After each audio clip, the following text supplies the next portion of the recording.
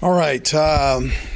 Really don't have a lot of injuries here for you. The guys are just coming in now, so we'll get you that. D4 did come in after the game, and he took a hit to the head, so we were going to test him for concussions and go through that whole protocol. So, but we'll see how that. We don't have the results or anything on that yet. I thought it was a good team win. I thought all three phases contributed in some way to the game. Still came out of it with a ton of room to improve, which is a good thing. The guys they'll be hard at work again tomorrow, getting ready for the Texans. And listen, we know the Texans. They know us from the first game. I think both teams are probably a little bit different. And I keep coming back to that second half of football against them, that they shut us out, and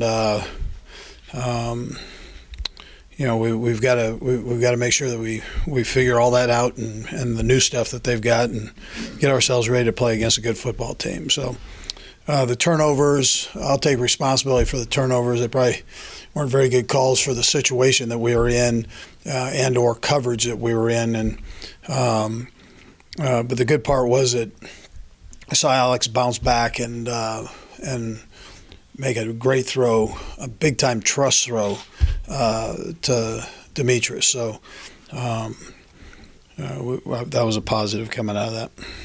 Anyways, time's yours. Andy, Marcus Peters had that interception down in Houston. You remember the first play, and then but in the second half, DeAndre Hopkins kind of got the better of him. How have you seen Marcus grow maybe since then? Do you think he's more ready for this challenge than he was then? Yeah, I think. Yeah, well, just by experience, I'd tell you yes. He's a good receiver.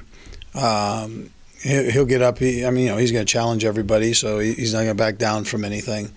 So it should be. That's one of those you want to watch and see as a fan, and I think as a coach, you're curious to see how he does against that player. He's had some big challenges to this day, and he's risen to each one of them.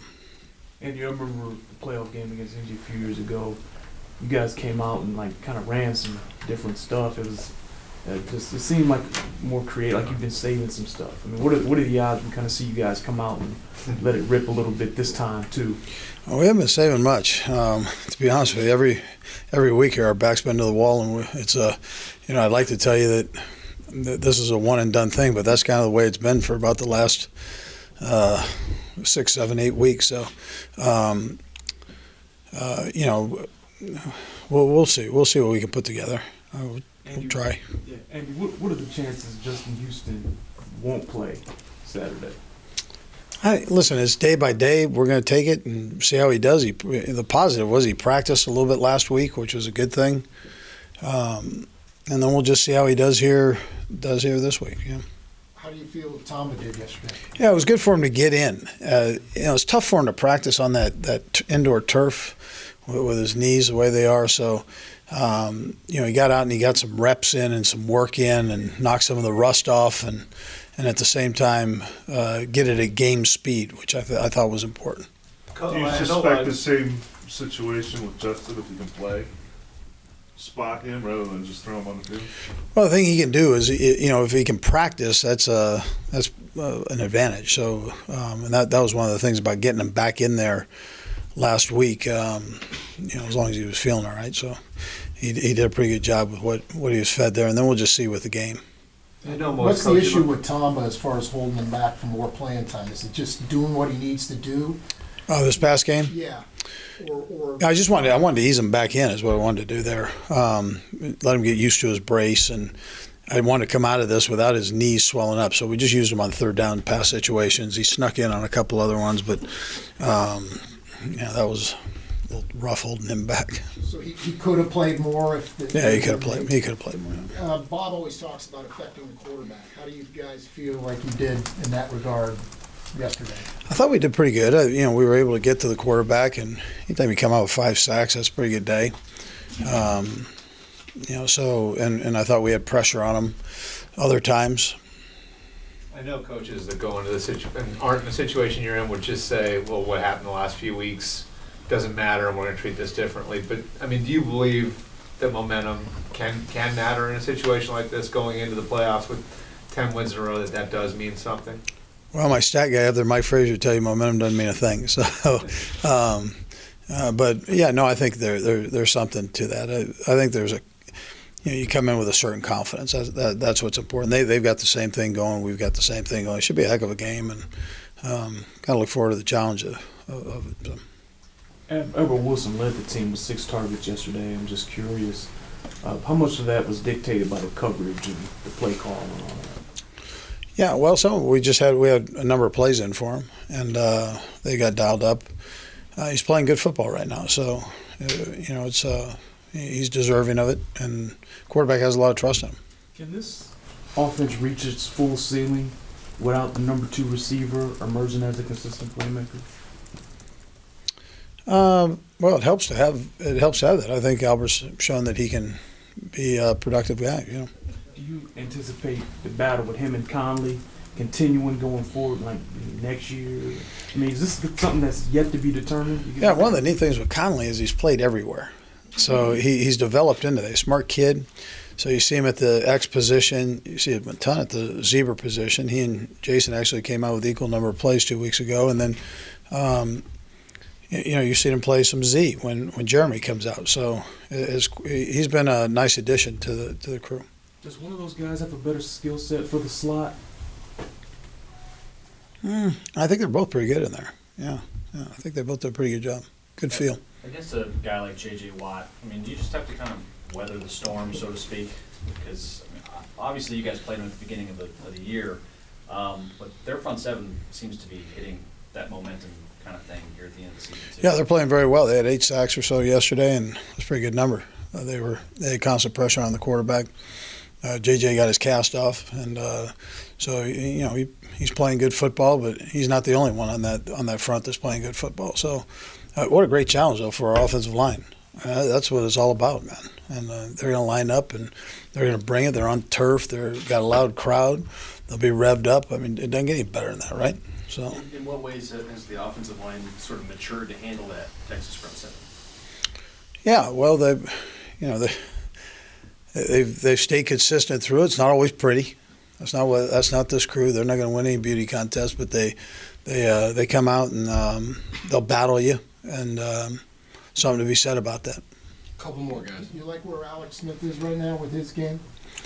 I do. He's doing some good things. Yeah, I could have given him better plays. I was kind of pushing the envelope on a couple of those. Have you seen him grow? Is he a better player now than he was when this season started, when you guys were down in Houston last time? I think so. The offense has kind of expanded a little bit, and he's handled it well. So he's in charge. What's his role in that? I mean, what's his Well, responsibility? he's the leader of the offense, and he's got the thing that probably has changed a bit is just the control he has at the line of scrimmage. So he's got a variety of things he can get in and out of. The one touchdown to Jeremy was a play that he changed the route on, and it was a beautiful thing.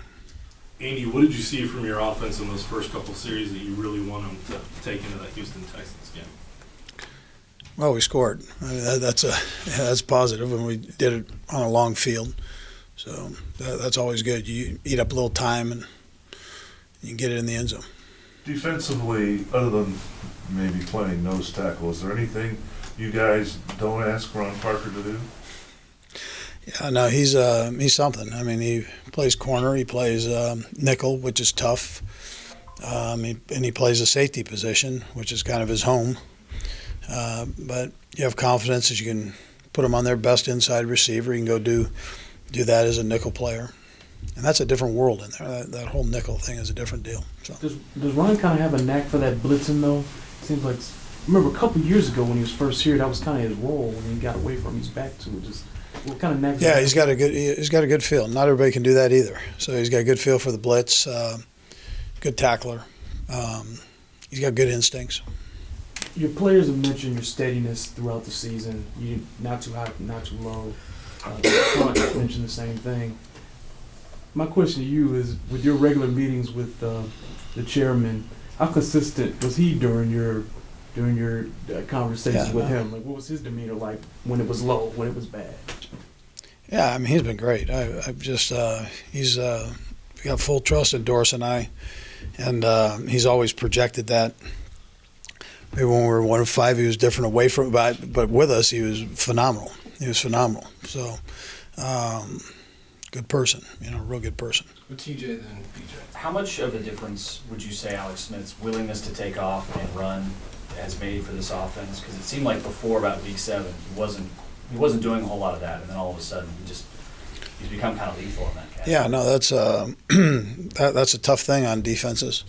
I'm sure they'll be aware of that. I think the last few teams have tried to do some things, and he's got a good feel of when to go and when to stay, and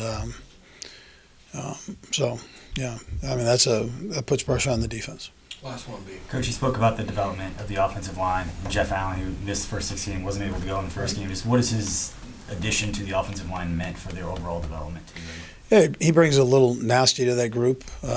That's welcome, good leadership. That's a tough position to play in there. So you got to be in the right frame of mind every week. We don't have a lot of age in there, and so he's a seasoned veteran as a third, fourth year player, whatever he is. So it's but he brings a little bit of attitude.